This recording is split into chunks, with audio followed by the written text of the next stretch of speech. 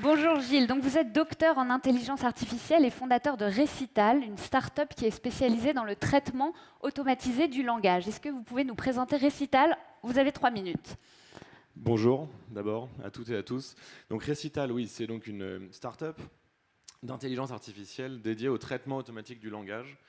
Vous en avez peut-être entendu parler également en anglais sous forme de NLP, pour Natural Language Processing. Alors qu'est-ce que c'est que le traitement automatique du langage? C'est faire comprendre à une machine la manière dont les humains parlent, quelque chose qu'on fait en permanence, à l'oral, à l'écrit, on lit des choses, on en communique d'autres.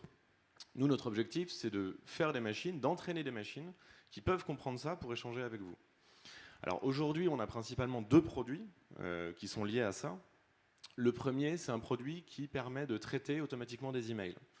Il y a aujourd'hui énormément de personnes, en fait nous tous et nous toutes, on répond en permanence à des emails, on en lit, il y en a certains auxquels on répond, d'autres auxquels on ne répond pas, d'autres qui nécessitent de faire des actions derrière, de prendre des décisions, etc.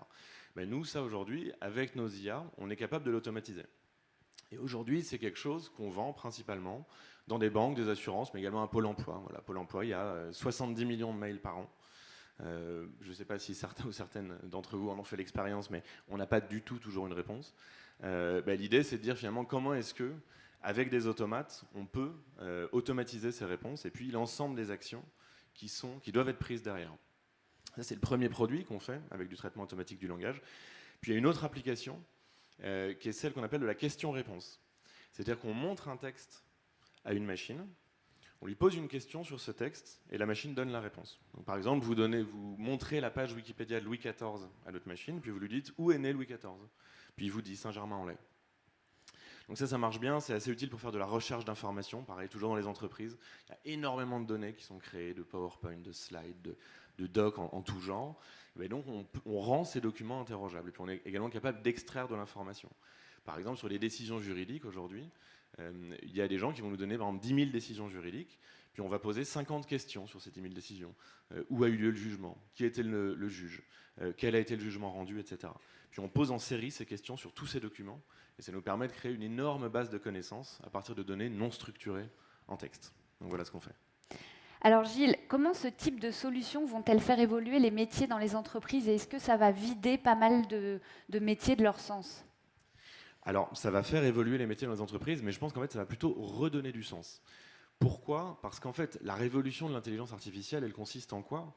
Elle consiste finalement à rendre à l'humain ce qui appartient à l'humain et à la machine ce qui appartient à la machine. Pourquoi? Parce que les IA, aujourd'hui, elles ne vont pas remplacer tout ce qu'on fait. Elles sont très très loin de nous remplacer. Il est même assez probable qu'on n'ait jamais une machine qui nous remplace complètement. En revanche, sur toutes nos tâches routinières et sans valeur ajoutée, ça, on peut l'automatiser. Donc en fait, ça redonne plutôt du sens. Nous, c'est ce qu'on voit par exemple quand on répond automatiquement à des emails en banque. Les emails auxquels on répond, ce ne sont pas des emails complexes du genre je viens de toucher un héritage, qu'est-ce que vous me recommandez comme placement, etc. Non, pour ça, il faut du contact humain, il faut de la compassion, il faut cette capacité à se mettre à la place de l'autre. Donc ça, c'est les humains qui le gardent. En revanche, les emails du genre quels sont les horaires d'ouverture de l'agence? J'aimerais renouveler mon mot de passe. Est-ce que vous pouvez me renvoyer une carte bleue, qui n'ont quand même pas beaucoup de valeur ajoutée et qui prennent en fait la majorité du temps des conseillers? Ça, on les en décharge. Donc en fait, ça redonne plutôt du sens parce que ça leur permet de se concentrer sur les tâches qui ont réellement un intérêt pour eux et pour le client.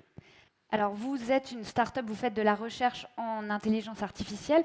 Pourquoi, à votre avis, c'est important que des entreprises françaises ou européennes se positionnent sur ce marché? Vous avez dit, l'IA aujourd'hui, c'est comme le nucléaire après la Seconde Guerre mondiale. Oui. Alors pourquoi? En fait, c'est quelque chose de stratégique. Aujourd'hui, on se rend bien compte que si pour une raison ou pour une autre, on entrait en conflit avec les États-Unis, il y a Donald Trump aujourd'hui, on se dit que tout est possible. Bon, il n'a pas de limite. Si ça arrivait, il n'aurait finalement même pas besoin d'envoyer un soldat. Ils n'auraient qu'à couper Google Mail, Google Contact, Google Doc, le GPS, l'Internet, Facebook, Amazon, et on est dans le noir. C'est-à-dire qu'en fait, l'ensemble de notre économie ne sait plus fonctionner sans ça. Ça ne veut pas dire qu'il faut revenir en arrière, mais ça veut dire qu'il faut qu'on soit autonome là-dessus.